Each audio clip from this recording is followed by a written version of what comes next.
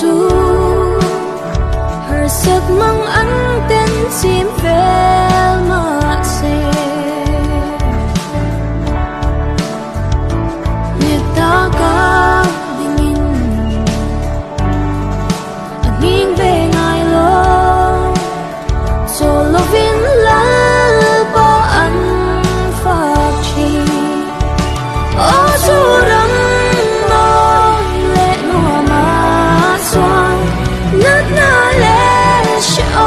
about the rangga sa khapui twala ya chwa amen lal ka fakin zai to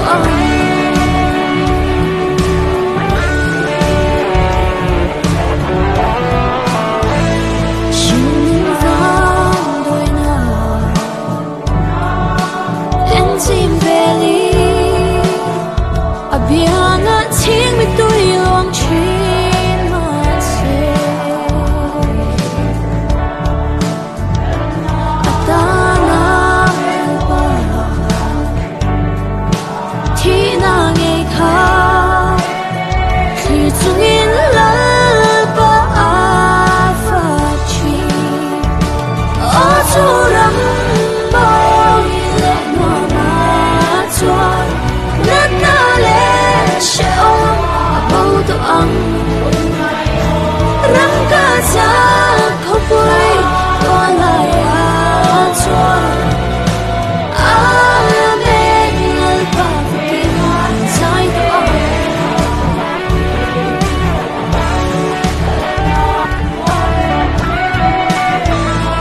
meeting cross blood ching chi chining na moi ma chung chai zeli chung van tho ya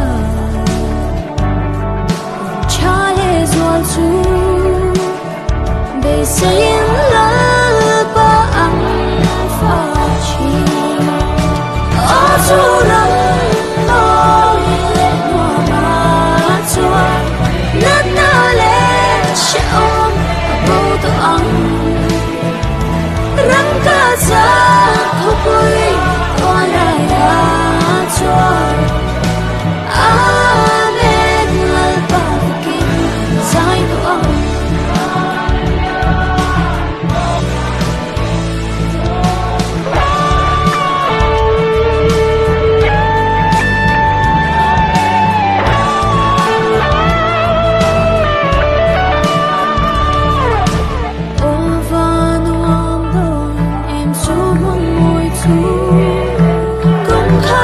hân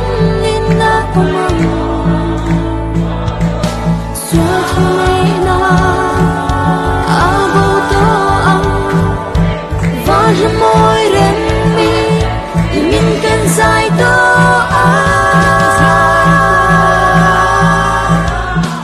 o chu ram no le mo ma chua nát na le shon abo to rang ka cha khopui twala ya chwa amen lal pa kin zai to